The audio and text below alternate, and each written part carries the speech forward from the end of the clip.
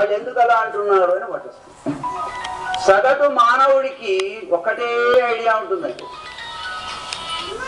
ఆ కోరిక ఈ కోరిక, కోరిక తీరితే ఐ విల్ బి హ్యాపీ, కోరిక తీరకుంటే ఐఎమ్ అన్హ్యాపీ, బాధల్లో ఉంటాడు, అంతే కదా. అసలు విషయం ఏమిటంటే, సత్యం పలకాలంటే, నిజంగా చెప్పాలంటే, కోరిక తీరితే వచ్చేది కాదు ఆనందం, కోరికలు లేనప్పుడు ఉండేదే ఆనందం. జాగ్రత్తగా వినాలి. వచ్చేది అంటే కమింగ్ ఫ్రమ్ సమ్వేర్, ఉండేది అంటే ఇట్ ఆల్వేస్ దేర్. కోరికలు లేనప్పుడు ఉండేదే ఆనందం. దీనికి ఒక సింపుల్ ఎగ్జాంపుల్ చెప్పాలి, ఎందుకంటే అన్ని స్థాయిల ప్రజలు ఉన్నారు ఇక్కడ. ఆధ్యాత్మిక జ్ఞానం అమితంగా ఉన్న వారికి నేను చెప్పే అవసరం లేదు, కాస్త ఏదో సింపుల్గా అర్థం చేసుకునేవాడు కూడా కొంతమంది ఉన్నారు, కాబట్టి వాళ్లకు నేను చెప్పాలి. ఏమిటి? కోరిక తీరితే కాదు వచ్చేది ఆనందం, కోరికలు లేనప్పుడు ఉండేదే ఆనందం. నాకు ఐస్ క్రీమ్ తినాలి అనిపించిందండి, చేబులో డబ్బులు లేవు, బాధ, అదొక కోరికే. సరే నాన్నగారు అమ్మగారు ఏదో ఆఫ్టర్ సమ్ టైం 4 డబ్బులు ఇచ్చారు, వెళ్ళి ఐస్ క్రీమ్ తిన్నాను. ఐస్ క్రీమ్ తింటున్నప్పుడు ఐస్ క్రీమ్ తినలేదు అన్న ఆ టైంలో ఉన్న బాధ లేదు, హ్యాపీగా ఆనందంగా ఐస్ క్రీమ్ బాగా తింటూనే ఉన్నాను. అప్పుడు నేనేమనుకుంటున్నాను, నాకు కావలసిన ఐస్ క్రీమ్ దొరికింది, నా కోరిక తీరింది, కాబట్టి నేను ఆనందంగా ఉన్నాను అని అనుకుంటాం మనం మామూలుగా. సరే ఒక 15 నిమిషాలు తీయటి ఐస్ క్రీమ్ తిన్నాక ఏమవుతుంది, కొంచెం కారా ఉంటే ఏమన్నా బాగుంటుందండి, మిర్చీలో ఏదో బజ్జీలో ఏదో కావాలి అని. సరే మరి ఐస్ క్రీమ్ తింటున్నప్పుడు నేను ఎందుకు ఆనందంగా ఉన్నాను అంటే, మామూలుగా మనం ఏమనుకుంటున్నాం, నాకు ఒక కోరిక ఉంది, ఆ కోరిక తీరింది కాబట్టి ఐఎమ్ హ్యాపీ అని అనుకుంటున్నాం. సత్యం ఏమిటంటే, ఐస్ క్రీమ్ తింటున్నప్పుడు మీకు ఎటువంటి కోరిక లేదు, కోరికలు లేని స్థితి ఐస్ క్రీమ్ తింటున్నప్పుడు.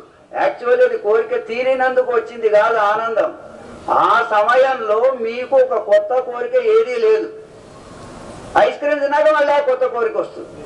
కాబట్టి కేవలం కోరికలు తీరితే లాభం లేదు, సద్గురు సన్నిధానంలో వెళ్ళి అది తీరుస్తాడు. మరి ఏం చేస్తాడు? ఒకవేళ ఆయన తీర్చలేదు అని అనుకోండి, మనం ఇంకొక గురువు గారి దగ్గరికి వెళ్తాం. వచ్చిన వాళ్ళలో ఇదే మనకి, తిరుపతితో ప్రాబ్లం సాల్వ్ అవ్వకపోతే కాళహస్తి, కాళహస్తిలో ప్రాబ్లం సాల్వ్ కాకపోతే షిరిడి, అది కాకుండా ఇంకోటి ఎవరో చెప్పేవాళ్ళు కూడా చాలా ఉంటుంది.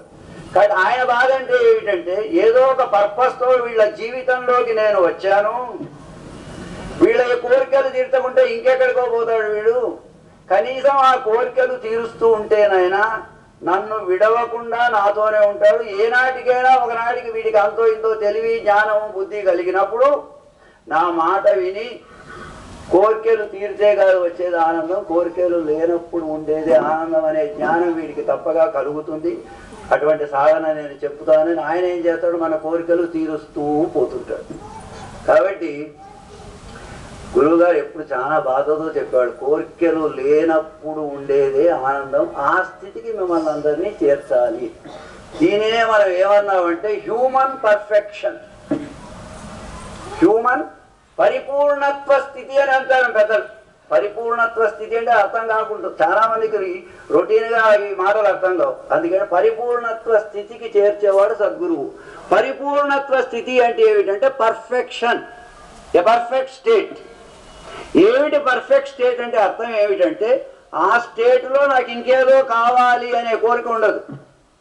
దాన్ని ఇప్పుడు మామూలుగా మనం ఏమంటాం, ఇప్పుడు మీ ఆవిడలో లడ్డూ చేసింది, ఏమండి ఏమండి లడ్డు ఎలా ఉందండి అని అడుగుతుంది. పర్ఫెక్ట్గా ఉంది అని అంటాం. పర్ఫెక్ట్గా ఉంది అంటే అర్థం ఏంటి అంటే, ఇంకా చక్కెర కూడా సరిపోయింది, ఏది ఎంత ఉండాలో అంత ఉంది, దీనికి ఏది చేర్చే అవసరం లేదు, దీని నుంచి ఏది తీసివేసే అవసరం లేదు.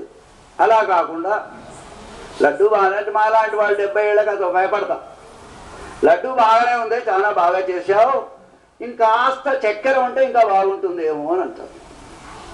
కాబట్టి పర్ఫెక్షన్, హ్యూమన్ పర్ఫెక్షన్ అంటే ఇక దానికి ఏది యాడ్ చేసే అవసరం లేదు, దాని నుంచి ఏది తీసే అవసరం లేదు. ఆ స్థితినే పరిపూర్ణత్వ స్థితి అని అంటారు అన్నమాట. సో గురువు మన జీవితంలో ప్రవేశించేది మనల్ని ఆ పరిపూర్ణత్వ స్థితికి చేర్చడానికి. ఆ స్థితిలో ఇంకా nothing to be added, nothing to be added. So అటువంటి స్థితిలో చేరినప్పుడు ఏమవుతుందంటే మనకు ఎటువంటి కోర్కెలు ఉండవు. కానీ ఇప్పుడు మనస్తాడు ఏమిట్రా వాడు, ఏమిటి 20 ఏళ్ళాడు, ఒక కోరిక లేదు, పాడు లేదు, వాడి జీవితం ఒక జీవితం. కోరికలు లేని జీవితం జీవితమే కాదు అనే ఒక పరిపూర్ణమైన నిర్ణయానికి ఫర్మ్ థాట్కి ఐడియాకి వచ్చేసామన్నమాట మనం. అది కాదండి, కోరికలు లేని స్థితికే మనం వెళ్ళాలి. ఎందుకు వెళ్ళాలి? ఈ కోర్కెలే మీరు భగవంతుణ్ణి చేర్చడానికి ఉన్న అడ్డుగోడలు. దయచేసి పాయింట్ మనం అర్థం చేసుకోవాలి. కోర్కెలే మన ప్రగతి నిరోధకాలు. ప్రగతి నిరోధకం అంటే భగవంతుడితో మనం యోగించడానికి ఇవే అడ్డుగోడలు. కోర్కెలు ఉన్నంత వరకు మనం పరమాత్మను చేరలేము. మనం మోక్షము భగవంతుడిలో ఒకటి కావాలి అన్న పెద్ద పెద్ద పెద్ద పెద్ద పెద్ద పదాలు చెప్తాం అర్థం కాకుండా. కోర్కెలు ఉన్నంత వరకు మనము భగవంతుడితో ఒకటి కాలేము. కళ్ళు మూసుకొని యోగానంటే ఇవాళ ఆసనాలు, హఠయోగము, ఈ ప్రాణాయామం ఇవన్నీ అంటారు. యోగా అంటే ఇది కాదండి. యోగా అనే పదం యుజ్ అనే ధాతువు నుంచి వచ్చింది. యోగము అంటే కలయిక, టు బికమ్ వన్. వియోగము అంటే వేరొకట. సో భగవంతుడితో మనం యోగించడానికి the major problem, the major obstacle is desire, కోరిక. కోరికలు ఉన్నంత వరకు మనం భగవంతుడితో ఒకటి కాలేము. ఒకటి కావలేము అంటే ఏమిటయ్యానంటే ఆయన నేను ఒకటే అనే జ్ఞానం మనకి రాదు. కోరికలు అందుకే మళ్ళీ మళ్ళీ రిపీట్ చేస్తున్నా. కోరికలు ఉన్నంత వరకు నేను భగవంతుడిని ఒక్కటే అన్న జ్ఞానం మనకు రాదు. అదే మన మహావాక్యాలు పెద్ద పెద్ద పెద్దవన్నీ. తత్వమసి, ప్రజ్ఞానం బ్రహ్మ, అహం బ్రహ్మస్వి అంటే ఆయన నేను ఒకటే, ఆయన నేను ఒకటే. కోరికలు ఉన్నంత వరకు ఈ జ్ఞానం మనకు రాదు. కోరికలు ఉన్నంత వరకు ఒకటే జ్ఞానం ఉంటుంది. ఆయన పైన ఉన్నాడు, నేను కింద ఉన్నాడు. నాకు కోరిక ఆయన తీర్చేవాడు, ఆయన ఇచ్చేవాడు, నేను పుచ్చుకునేవాడిని, ఆయన ఇచ్చేవాడు, నేను పుచ్చుకునేవాడిని అని. So this differentiation will always be there till you have desires. కాబట్టి గురువు గారు ఎప్పుడు చెప్పే విషయాన్ని మీ ముందు మనవి చేస్తున్నాను. నేను వీళ్ళందరికీ కోరికలు లేని పరిపూర్ణత్వ స్థితికి చేర్చడానికి ప్రయత్నిస్తూ వాళ్ళ జీవితంలో అవతరించినప్పుడు, వాళ్ళ జీవితంలో సాక్షాత్కరించినప్పుడు ఎవడొచ్చినా కొన్ని కోరికలే కోరుతున్నాడు. ఆయన చాలా బాధపడ్డారు. యాక్చువల్లీ ఆయన జయంతి నాడు ఆయన ఆవేదన పలకాలో వాళ్ళగా తెలియదు. కానీ ఈ విషయం మనం తెలుసుకోవాలి. కాబట్టి మనం గురువుగారు చెప్పిన సాధన చేస్తూ ఆ సాధన క్రమంలో ప్రగతి మార్గంలో ప్రయాణిస్తూ ఆ సద్గురువు మనల్ని కోరికలు లేని స్థితికి చేర్చాలని మరీ మరీ సద్గురువులను ప్రార్థిస్తూ ఈనాటి కార్యక్రమం ముగిసిందండి. మంగళారతి ఉంటుంది. తర్వాత దయచేసి అందరూ ప్రసాదం తీసుకొని వెళ్ళాలి. ఇంకొక మాట, ఇదే వేదిక మీద 25 డిసెంబర్ అంటే క్రిస్మస్ మీరెవరు మర్చిపోలేరు. ఆ రోజు మార్గశిర శుద్ధ పౌర్ణమి, శ్రీ గురు దత్త జయంతి ఈ శివ సచ్చిదానంద ఆశ్రమ ప్రాంగణమునందే జరుగుతుంది.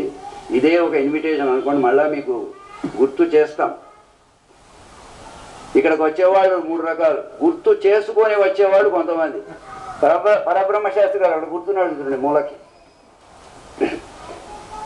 15 రోజుల కిందే ఆయన బాబు రిజర్వ్ చేసుకున్నాడు. అంటే కార్తీక శుద్ధి షష్ఠి కదయ్యా. సో గుర్తు చేసుకునే వాళ్ళు, చేసుకొని వచ్చేవాళ్ళు కొంతమంది.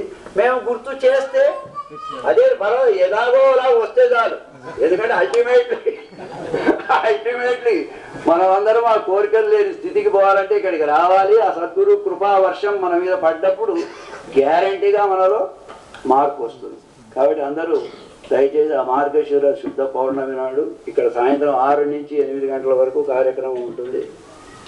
ఎవరు చెప్పారు, ఏమి చెప్పారు, ఎవరు పాడారు, బాగా చెప్పారా లేదా, ఇది ఏమొద్దండి.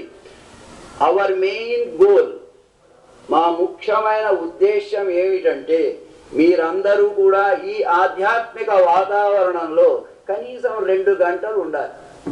ఇక్కడ తెలిసి పొందేది, తెలియక పొందేది. తెలిసి పొందేదంటే ఇది ఇప్పుడు మేము పెట్టిన లడ్డు ఆయన ఏమేమో చేయించారు మా అన్నయ్య గారు, ఆయన మహా ఉత్సాహవంతుడు. అది తెలిసి ఆహారం ఎలాగ ఉంటుంది, ఆహారం మీకు ఇక్కడ హోటల్లో ఉంటుంది, మీ ఇంట్లో ఇంకో బాగా ఉండొచ్చు ఇక్కడికన్నా. కానీ ఈ ఆధ్యాత్మిక ఆహారాన్ని మీరు తీసుకోవాలి. ఆ ఆధ్యాత్మిక ఆహారం సత్తురు కృపతో చక్కగా జీర్ణించుకోబోతుంది, మీ నరాల్లో పాకుతుంది, మీలోనే మీకు తెలియని మార్పును కలుగజేస్తుంది. కాబట్టి ఈ ఆధ్యాత్మిక వాతావరణంలో మీరందరూ ఒక 2 గంటలు ఉండాలి అన్నదే మా కోరిక. అది ఈ కోరిక ఒకటి ఉందండి. సో వాళ్ళు లాస్ట్లో లేని గురువు గారిని అది కూడా అడిగా, మరి అంటే అప్పుడు మనకు 16 ఏళ్ళు కదా, ఏమి కోరాలయ్యా అని. కోరికలు ఉండకూడదు గురుదేవా అనే కోరిక కోరాలయ్యా అన్నాడు. హరి ఓం